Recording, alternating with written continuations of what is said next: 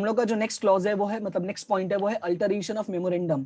अभी हम लोगों ने जितने भी मेमोरेंडम्स थे उसमें क्या क्या आता है, मतलब मेमोरेंडम में कौन कौन से क्लॉजेस हैं उसके बारे में देखा। अभी हम लोग क्या देखने वाले कि उन क्लॉजेस में हम चेंजेस कैसे कर सकते हैं, राइट। तो यहाँ पे कुछ चीजें पॉसिबल है कि तू अगर चाहो तो तुम अपने मेमोरेंडम में चेंजेस कर सकते हो। हालांकि ये बहुत डिफिकल्ट है, but still there are some procedure, you can follow that procedure and can make some changes, right. तो यहाँ पे वही चीजें हमें देखनी है। तो क्या है यहाँ पे देखो, the act prescribes the procedure for altering the memorandum, कि इस एक्ट में हम लोग यही पढ़ने वाले हैं, यानी कि जो सेक्शन 13 है, सॉरी ये गलत कलर यूज कर दिया, ये जो सेक्शन 13 है हमारा, इसमें यही देखने वाले हैं कि हमें चेंजेस कैसे करना होता है। तो यहाँ पे देखो, memorandum of association can be altered only in accordance with the provision of a companies act, that is section 13 of the companies act 2013। एक चीज याद रखना है, तुम्हें जो करना है करो, यानी जो भी अल्टर करना है, चेंजेस करना है करो, बट याद रखना है only in accordance with the provision of the companies act. Okay, now restrictions on alteration of memorandum. अब यहाँ पे प्रॉब्लम ये है कि कुछ रिस्ट्रिक्शंस हैं, कुछ चीजें हैं जो हम नहीं कर सकते, लेकिन अल्टरेशन पॉसिबल है। अल्टरेशन पॉसिबल कैसे है, जो भी अल्टरेशन हम लोग करते हैं वो कैसा होना चाहिए, वो फेयर एंड इक्विटेबल होना चाहिए। फेयर एंड इक्विटेबल का मतलब कोई भी ऐसा ना हो किसी के लिए अच्छा हो किसी के लिए बुरा हो। And fulfil the procedures prescribed but should not, देखो जो भी प्रोसीजर्स है उसको तुम्हें फुलफिल करना पड़ेगा, लेकिन क्या नहीं होना चाहिए वो समझो। अब देखो यहाँ पे लिखा है बट शुड नॉट, देखो प्रोसीजर है फॉलो कर सकते हो, लेकिन क्या नहीं होना चाहिए वो समझो। क्योंकि भाई मेमोरेंडम है जो पब्लिक के लिए है, तो उसमें कुछ चीजों का ध्यान रखना जरूरी है। वो क्या है, adversely affect either the creditor और the share holders of a company, कैसा नहीं होना चाहिए, बट शुड नॉट, यहाँ पे क्लियरली मेंशन है कि but should not adversely affect, किसको अफेक्ट नहीं करना चाहिए, आइदर द क्रेडिटर्स और द शेयर होल्डर्स, यानी जो कंपनी के क्रेडिटर्स हैं या शेयर होल्डर्स हैं उन लोगों को ये किसी भी तरह का नेगेटिव इफेक्ट यानी एडवर्स इफेक्ट नहीं होना चाहिए। बी यानी सेकंड पॉइंट है, seek to give new and unlimited power to the company, और ऐसा भी ना हो कि कंपनी को अब अनलिमिटेड पावर दे दे। ओके, एंड थर्ड है defeat the main objects of a company, और ऐसा भी ना हो कंपनी का जो मेन ऑब्जेक्ट है उसको ये खत्म करके कुछ और बना दे। तो ये तीन चीजें याद रखनी है कि अपना प्रोसीजर फुलफिल करना है, बट शुड नॉट, क्या नहीं होना चाहिए भाई, जो क्रेडिटर्स हैं शेयर होल्डर्स उनको एडवर्सली इफेक्ट ना करे, कंपनी को अनलिमिटेड पावर ना दे दे, और कंपनी का जो पुराना ऑब्जेक्ट है उसको खत्म ना कर दे, राइट। यानी कंपनी का जो मेन ऑब्जेक्ट है, नॉट पुराना ऑब्जेक्ट, एक्चुअली जो कंपनी का मेन ऑब्जेक्ट है, कंपनी स्टेब्लिश किया हुआ है, उसको ये फिनिश ना कर दे। तो ये चीजें तुम्हें याद रखनी है।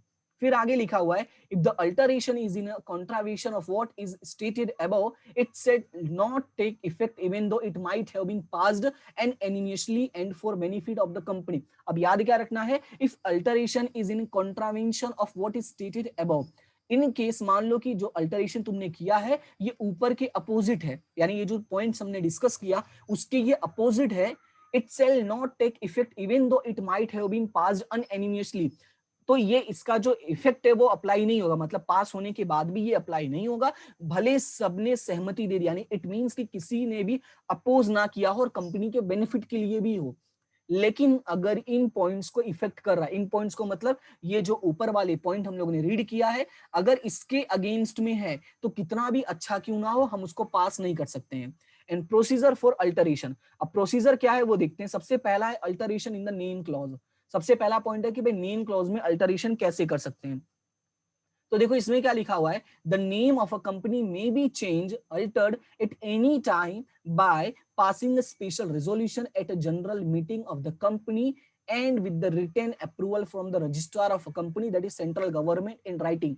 एक चीज याद रखनी है कि जब भी तुम्हें अपने डॉक्यूमेंट में कोई भी चेंजेस कराने, जो तुम्हारा क्लॉज है उस क्लॉज में कोई भी चेंजेस करना है तो हमें सबसे पहले क्या करना पड़ेगा, स्पेशल रेजोल्यूशन पास करना पड़ेगा जनरल मीटिंग में हम अपने, and with the written approval from the registrar of a company, और हमें रजिस्ट्रार ऑफ अ कंपनी से भी परमिशन लेना पड़ेगा, और कभी कभी हमें सेंट्रल गवर्नमेंट से भी परमिशन लेना पड़ता है। लेकिन उसके लिए भी चीजें अप्लाई है कि पब्लिक कंपनी है और उसमें कुछ चेंजेस कर रहे हो तो सेंट्रल गवर्नमेंट का परमिशन लेना है। Approval of the central government is not necessary, लेकिन कुछ केसेस में हमें अप्रूवल जरूरी नहीं है। कहां पे, if the change relates to the addition और deletion of the word private, लेकिन अगर तुम प्राइवेट वर्ड हटा रहे हो इसलिए कोई चेंजेस करना है नाम का तो वहां पे तुम्हें गवर्नमेंट की परमिशन लेने की जरूरत नहीं है। Now let's see the procedure. अब इसका प्रोसीजर क्या है कि तुम्हें चेंज कैसे ला सकते हो। सबसे पहले लिखा है the board of directors shall pass a resolution in respect of change of name.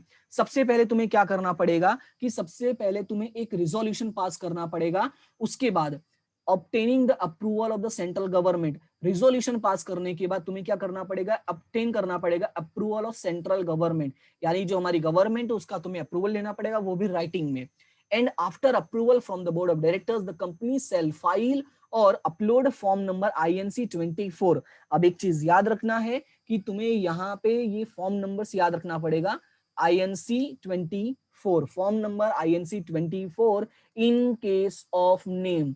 Name का अगर केस है तो फॉर्म नंबर हो जाएगा INC 24 on the MCA portal. MCA portal का मतलब है मिनिस्ट्री ऑफ कॉर्पोरेट अफेयर्स, यानी हमारी जो डिपार्टमेंट है जो हमारा पूरा बिजनेस का हैंडल करता है कॉर्पोरेट अफेयर्स का, उनका वेबसाइट से www.mca.government.in along with prescribed fee for the name availability। तुम्हें वहां पे ये फॉर्म भरना पड़ेगा और उसको अपलोड करना पड़ेगा। If the said name is available, the MCA will issue a name availability certificate in favor of a applicant। और अगर मान लो जो तुम नेम अप्लाई किए हो अगर उसकी अवेलेबिलिटी है, मतलब वो अवेलेबल है, कोई उसको लिया नहीं है, दोनों वो तुम्हारे फेवर में सर्टिफिकेट इश्यू कर देंगे। And there after the share holder have to pass special resolution for giving effect to the name change.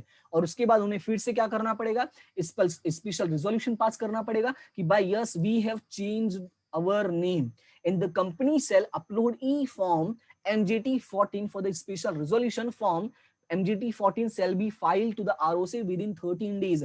एक चीज याद रखना है कि जब भी कंपनी कोई भी वर्क करके स्पेशल रेजोल्यूशन पास कर रही है, राइट, स्पेशली अल्टरिंग, ठीक है, जो भी अल्टरेशन का काम है हमारा, जितने भी हम अल्टरेशन का काम करने वाले हैं, चाहे नेम क्लॉज में हो, चाहे हमारा लाइबिलिटी क्लॉज है, या चाहे जो भी क्लॉज हो, हर जगह हमें ये फॉर्म अपलोड करना पड़ेगा, ई फॉर्म MGT14, राइट। ये हमें याद रखना कि हर जगह ये फॉर्म हम लोग को अपलोड करना पड़ेगा for a special resolution. Okay, and further a copy of approval of the central government shall also be filed with the ROC। बाद में हमें सेंट्रल गवर्नमेंट का भी जो परमिशन मिला था उसका भी हम लोग को कॉपी देना पड़ेगा। And after satisfaction of all compliance the ROC will issue a fresh certificate of incorporation with a new name of the company। And अगर जो ROC यानी रजिस्ट्रार ऑफ कंपनी है, अगर उसको लगता है कि वो सेटिस्फाइड हो गई है, सारी इंफॉर्मेशन सही है, then they will issue a new certificate, right, certificate of incorporation in a new name with the new name of a company। Now you can go and do your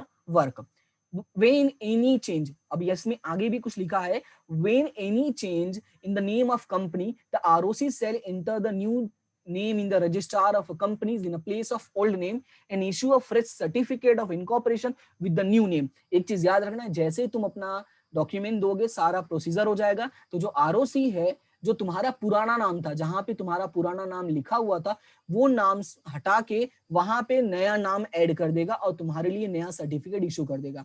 and the change in the name shall be complete and effective only on the issue of fresh certificate. और जो नया नाम है वो तभी apply होगा, तभी work करेगा जब तुम्हारे नाम का नया इशू, यानी कि कंप्लीट होने के बाद तुम्हारे लिए इफेक्टिव तभी होगा जब तुम्हारे लिए फ्रेश सर्टिफिकेट इशू होगा। जब तक ROC सर्टिफिकेट इशू नहीं करेगा तब तक तुम अपना वर्क आगे नहीं बढ़ा पाओगे। ओके, तो इतना क्लियर है सभी को। उसके बाद है conditions for change of a name of listed company. अब देखो यहाँ पे कुछ कंडीशंस अप्लाई है कि तुम नाम चेंज करवा रहे हो, तो उसका कंडीशंस क्या है। फर्स्ट में लिखा हुआ है last change of name, a time period of at least 1 year should have elapsed from the last name change। अगर मान लो तुमने कोई नाम रखा था पहले, ठीक है, तो एटलीस्ट 1 साल पूरा हो जाना चाहिए, उसके बाद ही तुम चेंज कर सकते हो। जैसे मैं तुम्हें बताऊं, कुछ वेबसाइट्स हैं लाइक फेसबुक हो गया, इंस्टाग्राम हो गया, या इंस्टाग्राम का तो आइडिया नहीं है मुझे, लाइक फेसबुक और ये यूट्यूब का आइडिया है मुझे, कि वहां पे वो लोग ने क्लियरली मेंशन किया है कि भाई अगर तुमने नाम चेंज किया तो दूसरा नाम तुम 90 दिन के बाद ही रख सकते हो, राइट। इन सेम वे यहाँ पे कंपनी ने जो लॉ है उसमें क्या बोला है कि अगर तुमने एक बार नेम चेंज किया है तो एटलीस्ट 1 ईयर कंप्लीट होना चाहिए, उसके बाद ही तुम दूसरा नाम रख सकते हो। एंड दूसरा लिखा हुआ रेवेन्यू शेयर। अब रेवेन्यू शेयर में क्या लिखा है, at least 50% of total revenue in the preceding 1 year period should have been accounted for by the new activity suggested by the new name. See, अब इसमें मेंशन क्या किया है कि 50% यानी जो भी तुम्हारी अर्निंग हुई है पिछले साल, उसमें से एटलीस्ट 50% तुम्हारा न्यू एक्टिविटी के थ्रू होना चाहिए। न्यू एक्टिविटी का मतलब जो तुम्हारा न्यू नेम है, उस न्यू नेम को रखने के बाद तुम्हारा इनकम जो भी हुआ है एटलीस्ट 50% होना जरूरी है टोटल अर्निंग का। और the amount invested in the new activity is at least 50% of the assets of a company. या तो जो तुमने न्यू एक्टिविटी की है उसमें जो भी इन्वेस्टमेंट किया, यानी जो भी तुम एक्टिविटी कर रहे हो बिजनेस का, उसमें जो भी इन्वेस्टमेंट है एटलीस्ट 50% होना चाहिए न्यू नेम के बाद का। और सेम वही पॉइंट आगे एक्सप्लेन किया थर्ड में, 50% इन्वेस्टमेंट इन न्यू प्रोजेक्ट एक्टिविटीज, यानी साफ वही बोला है कि जो तुम्हारा न्यू नेम है उसके बाद जो तुमने प्रोजेक्ट लिया है उसमें एटलीस्ट 50% इन्वेस्टमेंट होना जरूरी है तुम्हारे टोटल एसेट्स का। अभी एसेट्स में क्या क्या चीजें इंक्लूड करना तो तुम लोग को पता ही है कि एसेट्स में हम क्या क्या इंक्लूड करेंगे। यहाँ पे बेसिकली हम बात करते हैं फिक्स एसेट्स का, हम बात करते हैं इन्वेंट्रीज का यानी स्टॉक की बात करते हैं, या फिर जो भी इन्वेस्टमेंट है, ट्रेड रिसीवेबल है, राइट, जो भी कैश है, ये इन सब की बात कर रहा है कि एटलीस्ट ये सारे मिला के 50% होना चाहिए। एंड लास्ट है 4 number, disclosure of old and new name. अब इसमें क्या लिखा है, the new name along with the old name shall be disclosed through the websites of the respective stock exchange where the company is listed, and also through the CFDS websites for a continuous period of 1 year from the date of last name change. It means कि तुम्हें जो नाम है वो साथ में दिखाना पड़ेगा। मतलब कैसे है, जैसे कि मान लो मेरी कंपनी का नाम था मिस्टर ए लिमिटेड, राइट, फिर मैंने इसको चेंज करके कन्वर्ट कर दिया मिस्टर बी लिमिटेड, राइट, तो मुझे ब्रैकेट में दिखाना पड़ेगा कि ये वही कंपनी है जिसका नाम ए लिमिटेड था, ताकि जो दूसरे पर्सन है जिन लोगों को प्रॉपर आइडिया नहीं है वो कंफ्यूज ना हो, राइट। तो ये याद रखना है, disclosure of old and new name simultaneously, at least 1 year तक तुम्हें ये करना पड़ेगा। ओके, तो ये सारे टॉपिक क्लियर हो गए।